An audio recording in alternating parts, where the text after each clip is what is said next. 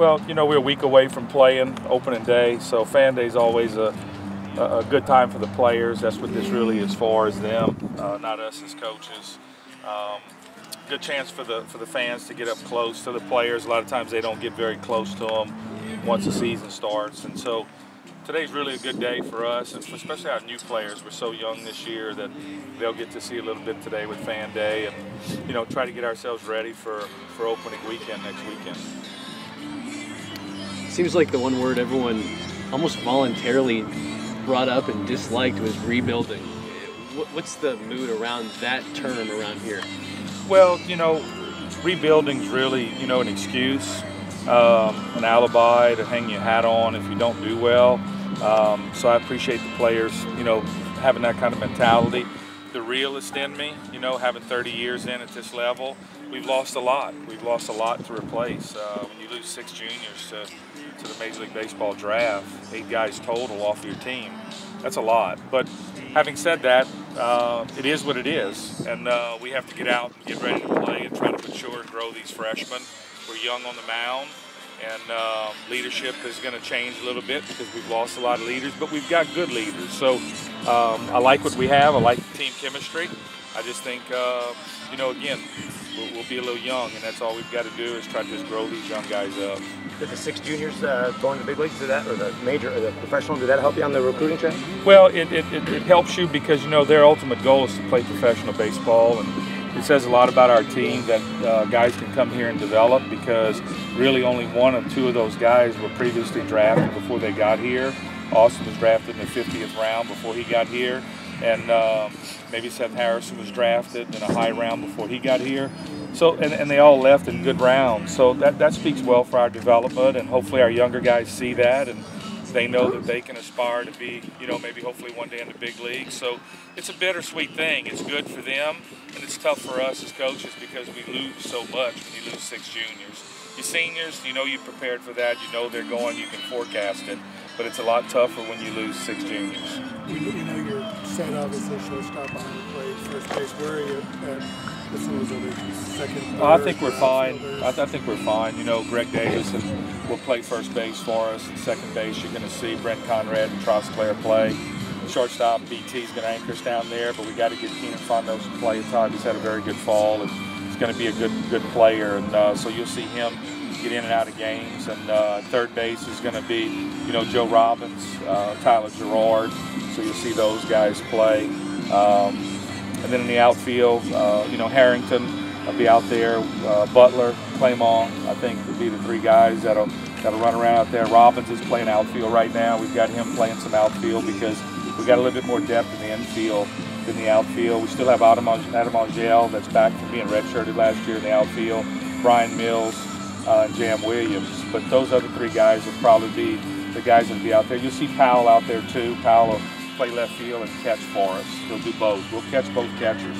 And so that's all our position players. We got a little bit more experience with the position players, but none of those guys were really everyday players last year except for Gerard and Trahan. Everybody else got some playing time, so this will be their time to step up and, you know, and get the job done.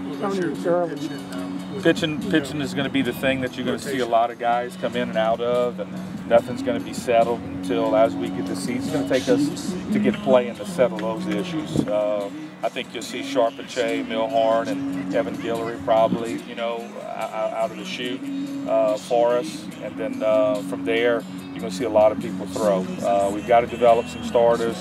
We've got to develop midweek starters. We've got to develop the bullpen. A lot of development in the pitching department, because even though Zonbreaker's back, Sharp's back, and Milhorn's back, every one of them has not a full season under their belt, whether it be due to injury or experience. So you'll see us throw a lot of arms. We're going to throw a lot of people. Tony, it's early. It's hard to predict, obviously, but potentially you've got several leaders on this team that can step up. Our leadership's fine. I really believe that. You know, I mean, I've always been real big that you don't need a nameplate on your door or a senior to be a leader. If you can lead. And my motto is real simple: lead, follow, or, you know, get the heck out of the way. So I really believe we'll be fine with leadership-wise with BT and Powell and Greg Davis. Tyler Gerard back. He's been a great clubhouse guy. so I think that's all we've got to do really is just season up this pitching staff. You know, right now it's just very young and it's going to need some time to grow. But I like our leadership and I like our team chemistry. Is it almost nice not maybe bringing everyone back and having that immediate expectation to do what you did last year? Well, you know, expectation's going to always be there. You know, I mean, there's going to be people that didn't see us play last year, but then bought season tickets, and they're going to want to see what happened last year. So, but every year's a different year. This team's going to have to forge themselves into being somebody. You know, that same team that you saw last year, 3 years ago, didn't even make its conference tournament. And so, I mean, I don't know if anybody 3 years ago looked at that team and said, you know what, they're going to be 58-10 in 3 years. It's a hard thing, you know. We call it an invisible climb. You know, sometimes you're climbing but you can't see it. And so this team's going to have that through growth and through playing every day to get where they need to be. But there's going to be always high expectations because we've set high standards here. We're mid-major, but we don't want to play like one. How's Greg bounce back from his injury last year? Is he, He's fine. Injury-wise, he's 100%. You know, the tough thing about injuries a lot of times is they start out as an injury, and then they move in from physical to mental. But he's 100%, feels real good, and just fought a real tough go with the flu about 2 weeks ago, but lost a little bit of weight. But he's coming back from that, and I think he'll be okay for opening weekend. What about the bullpen? Bullpen's going to be the same thing as our pitchers. You know, we're not going to be able to give you a lot of names yet. You know we got Bizarre from last year, but we think we'll end up with a good pen. I think you're going to see Dylan Moore, Eric Carter, those two guys that can come out of the pen for us. I think Stokey's going to be able to come out of the pen for us before it's over. He's a freshman. Demo's a freshman. Carter's a junior college transfer. And you're going to see an underneather, Colton Lee. I think he's going to log in a lot of innings. He has a little hip flexor strain right now that we're working out. Should be okay, hopefully by opening weekend. We don't know, but he'll come out of the pen too. Bacon's going to come out of the pen probably. He could also start for us if we need to. Gunnar Leger's a guy that can possibly start for us before it's over in the middle of the week. But, you know, at the end of the day, don't want to frustrate you, but we're not going to be able to say, you know, Robichaux, Baronic, and Booty. This is going to be a work in progress, and a lot of guys are going to throw a short amount of time probably until they can learn how to manage more innings and more outs. That's the biggest challenge for freshman pitchers is to manage innings. They're real good at managing 3 outs, but it's after that. It's after the hitters come back up to the second and third time. So those will be the things that they'll have to grow up and work through. What's the adjustment been like with Talbot instead of Deggs for the players and for you as a coaching staff? Well, his delivery is different from Coach Deggs. We knew that would be no two men are alike, but they were together at Texas A&M, and they had a great system there. The AIT system was in place. They both coached it and worked within it, and that's one of the reasons why I hired Jeremy. Is that one, he's very good at what he does, and two, we kept the same hitting system, the same approach, the same philosophy. So we feel real good about that. You know, it is what it is. You know, you give him, you know, Strentz and Conrad and Leonards and Harrison and Compton, you know, the guy's going to be a better hitting coach, you know. And we've always said that. You give me Austin and Baronic and Booty, I'll call myself a pitching coach. But now can you call yourself a pitching coach when you see these young guys come out of the bullpen? So I told him the other day, I said, you know, you're lucky. What I should have done is switched it. I should have gave you the freshman arm, and I'd take the hitters because they got more experience. So he's got some experience to work with, and we can't expect him to be Deggs, just like we can't expect one of these hitters to be Strentz or Adams. They're their own guys, and he has his own delivery. And this is going to be a work in progress. We're just going to have to be patient through some of the black eyes we're going to get. Did you get a chance to go see Austin pitch last year? I did. What was it like seeing? What, did you get to see all 3 of them play? Yeah, you know, that's an enormous situation. It lined itself up when I flew into Salt Lake City and got to see him. He was in Orem, Utah, and the night I got there, actually, he started. Mike started behind the plate, and Adam started in left field, and they won that ball game. So, I mean, that's a very rare situation to see 3 of your former players on one night play in front of you in minor league baseball. So it's going to be difficult, you know. Now, you know, he's going for 6 months instead of just 2 months, you know, so I won't be able to see him play now till, you know, really July, August now. And so I just, you know, thank the Lord every day that he gave me, you know, 7 years with my 2 boys, 4 with Justin here, and Austin. Huge gift. You know, they played 23 high school games, and their father only made 2 of their high school games. And, you know, they both pitched for a state championship, and I wasn't there. So, you know, I thank the Lord every day for giving me those 7 years back to the boys. You guys are coming off the type of success you had last year. A lot of the guys are saying the reason you were able to get there is because of how hard you work. Yes. Does it become harder to put in that hard work when you've got your #1 team and yet also super region? Well, what you have to be careful of is, you know, you don't have to be ranked #1 to be #1. So if that was the case, we could have stopped working. So because of that, you have to stay working in this business. What can get you in trouble off of good years the following year is 3 things really. You know, meitis, where a kid starts to worry about him, he wants some credit. 2, complacency, or 3, distractions. And those are the 3 things we worked on real hard this fall. You know, no meitis, no complacency, no distractions. They just have to leave last year's ghosts alone. I mean, that's it. Last year was last year. This is this year. And we've got to move forward and not look back. Last year is over with, and it's past.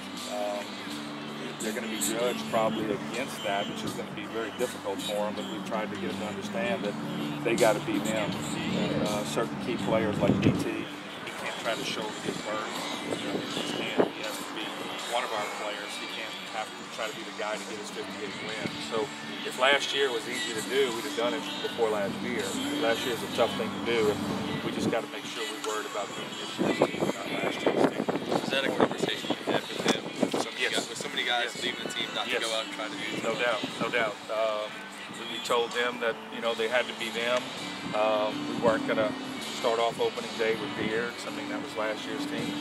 What we'll end up with, God forbid, what they'll come up with, I don't know. But it's got to be them. You know, it's like when we got to Omaha in 2000, those kids dyed their hair yellow. So, you know, the next year, 2 or 3 guys showed up, you know, in the fall with yellow hair. And I said, oh, hold on a minute here.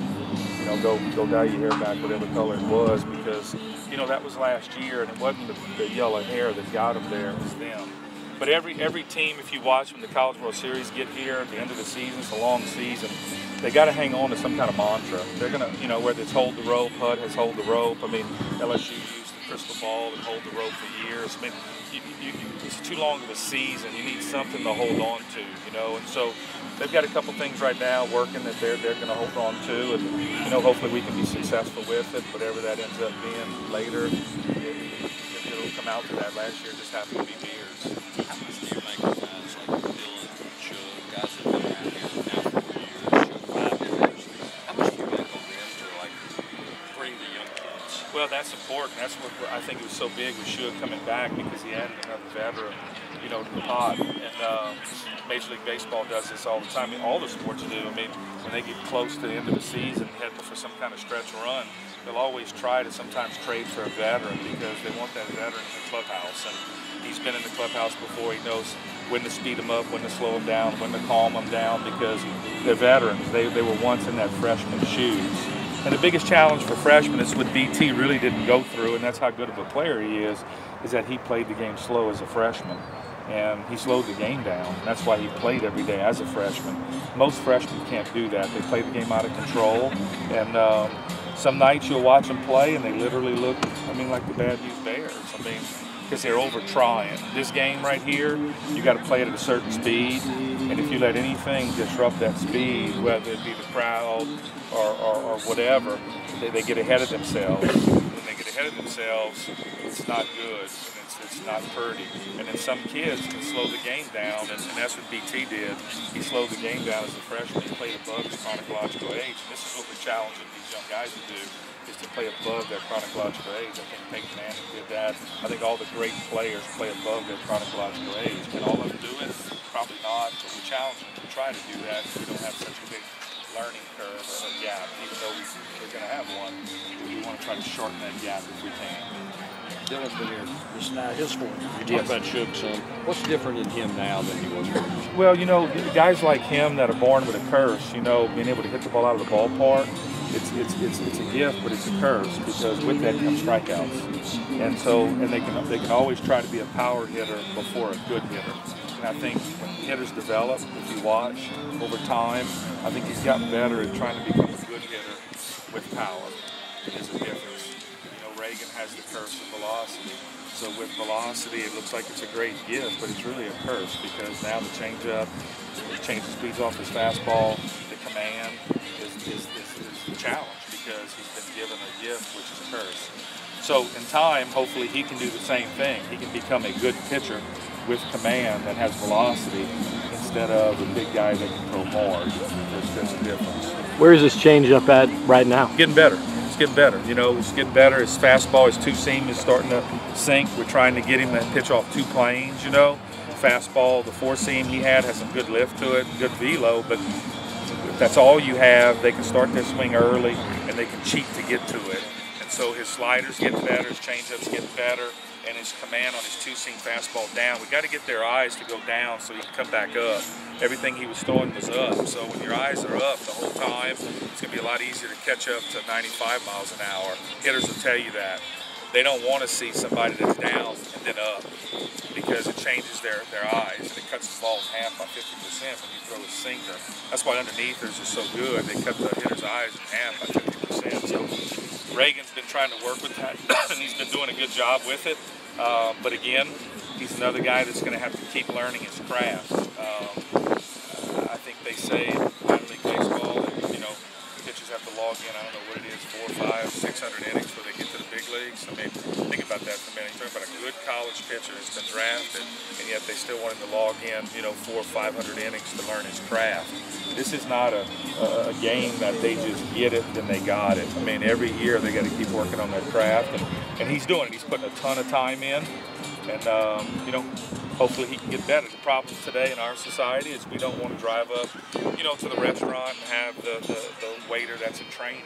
I mean, we want the best waiter. We don't want to drive up to, you know, McDonald's and have the person in training on the cash register. It makes us mad. I mean, we want our stuff now. And so the big challenge you have with a young team is that they're going to be somewhat in training. And so they're going to knock the water over. They're going to spill the food on the ground until they learn, you know, how to handle what's in front of them. That's just the way it is. And we're going to try to be patient with them and, again, try to push their learning curve and try to shorten it to the best of our ability. Carry over. I think he'll be okay. I think it happened early enough to where he'll have his strength and everything back in time. Yes. That it? All right, thanks, Coach. Y'all coming out today.